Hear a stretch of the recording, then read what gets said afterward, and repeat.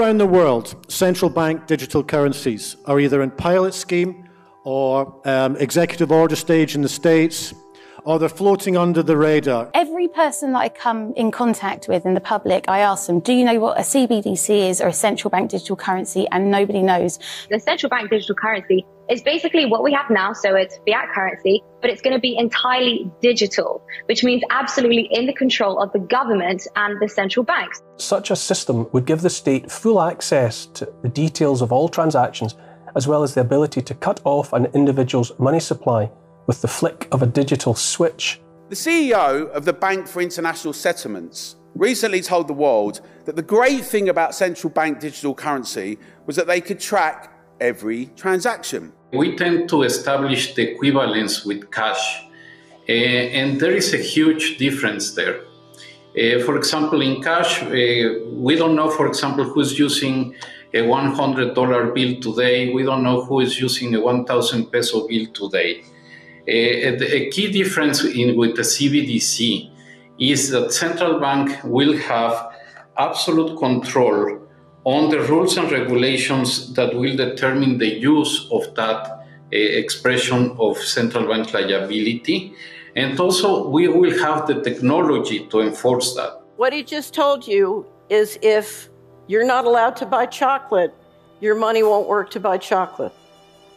If you're not allowed to go more than 5 kilometers from your home, your car or your money won't work more than 5 kilometers from your home. And those rules can be dictated and controlled at a phenomenally central level. Central bank digital currencies are programmable. So it essentially means that it's a much easier way to push agendas, political agendas. For example, the World Economic Forum is talking about implementing a carbon allowance. So every individual will be given a certain amount of carbon that they are allowed to emit into the atmosphere. With a central bank digital currency, this becomes far more efficient because with a click of a button, you literally just program the money. And so if for whatever reason you buy too many burgers, too many sausages one week, when you go to fill up your car, your money could be cancelled. It could get declined simply because you use too much of your carbon allowance, essentially. Or even if you go to buy a plane ticket, it could get cancelled. So it's much easier to push forward political agendas and political ideologies when you have money which is programmable with just a click of a button. It actually gives government pretty much total control over our lives because they can just press a button and close our bank accounts. No, they wouldn't do that now, would they? Well, think about it. Those Canadian truckers, they were legally and lawfully going about their business driving trucks, but legislation came in demanding that unless they'd been double vaxxed, they couldn't continue in their cabins doing long-distance lorry driving. And they protested, and in the end, their bank accounts were closed down by the Canadian government. Canadian Prime Minister Justin Trudeau invoking emergency powers against the truckers who are protesting vaccine mandates. Banks can now freeze their personal accounts. If your truck is being used in these illegal blockades, your corporate accounts will be frozen. With a central bank digital currency, if you do not hold the correct opinion, and if you're not a good citizen, then absolutely that money will be programmed to be used against you. Our previous Chancellor, now unelected Prime Minister, Rishi Sunak, is clearly a big fan. Central bank digital currencies could be a digital version of money, a bit like a digital banknote. It's all part of the wider story of digital innovation that has delivered benefits to millions around the world and in the UK. What would the benefits be to the general public?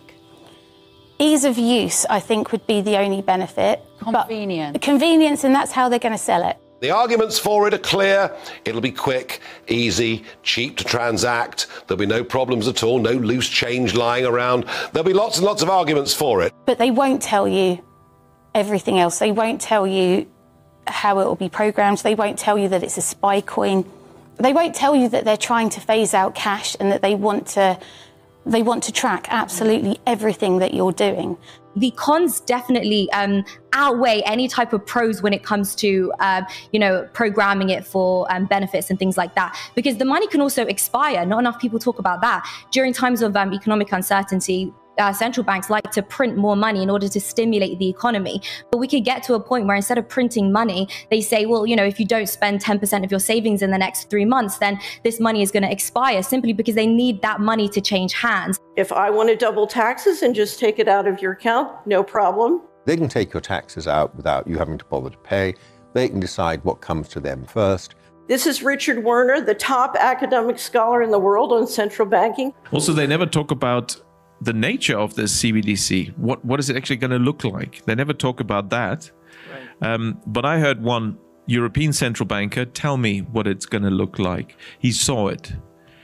He was invited to one of the old central banks in Europe that are very much promoting this. They showed him. And, he's a top, executive director of another central bank in Europe. And there's no reason to believe that he was telling me a story. And he was around this large and would be implanted under your skin. So that is the plan. I had a friend, Nick Rockefeller, who was one of the Rockefeller family. And one of the things that we used to talk about was the ultimate plan of the banking industry, what they wanted to accomplish. The ultimate goal that these people have in mind is to create a one world government where everybody has an RFID chip implanted in them. All money is to be in those chips. There'll be no more cash. And this is given me straight from Rockefeller himself. This is what they want to accomplish. And you become a slave. You become a serf to these people. That's their goal. The goal of this manipulation, and has been for a very long time, is to get the world population to see as a good idea, or the only option in given circumstances that are manipulated into place, the creation of a one world government, a world central bank which would administer all financial transactions on the planet, a world currency which wouldn't be coins and notes, it would be merely electronic, cashless society for which there are fundamental implications for freedom, and a microchipped population linked to a global computer, the latter of which sounds bizarre to many people on first hearing, except that we are ridiculously close to it and the technology already exists. Tony Danner is standing at a new frontier in technology. The chip in his hand allows him to start his car, open doors, log onto his computer, and buy snacks in the break room, all with just a swipe of his hand. You scan it at the kiosk, it comes up on the kiosk, and then to finalize your payment, you'll put your RFID chip. The most cutting-edge thing about Hannes Hoerblad isn't the phone in his hand, it's the microchip actually in his hand. The tiny implant is steadily becoming a part of normal life in Sweden. Thousands already have microchip implants that they use in their daily lives, waving their hand to gain entrance to the gym, confirm their ID or make payments. What they're trying to do is take the financial system all digital. And we're trying to prevent that from happening because, and I don't care whether it's a central bank digital currency or your Visa card, once you have 100% digital, then you can have central digital control. Using cash is one of the things we can do to make sure the hurdle will be higher for the central planners to introduce the CBDC. Use cash every day if you can. If you can persuade 10 members of your friends and family to do the same, and then persuade 10 members of their family or friends, and we spread this virally, there would be a revolution. We have the power individually to shift the entire state of affairs. We have the power to stop this. We do. The only way this can succeed is if people like you and people like me sit on our ass, sit on the couch, don't get up, don't show up, and go along with it. If you look at the global control grid, it is us, we the people, who are financing it. We are going to work and we are building it. We are spending money in it. We are supporting it. We are supporting the people who are leading it. And we have the power to stop because they are few and we are many. And if we just stop helping, they can't do it. Everybody has power. Every single person. Because when you get a whole bunch of people, even if they have a little bit of power each, and you put it all together, now they got a lot of power. Now they can make governments do what they want. You think a snowflake is powerless until you realize enough of them get together, they can shut down New York City. There are millions and millions of people all over the world fighting. People are pushing back all over, and it's very significant. The human race does not want to be controlled. Freedom has won every time, and every time it looked hopeless. What they're trying to do is so against the fundamental wisdom in the universe that they will fail. You have nothing to lose by fighting it all the way down to the wire every day, because the alternative is something not only do you not want to live in it, but you do not want to arrive at the pearly gates and say that your soul accepted it.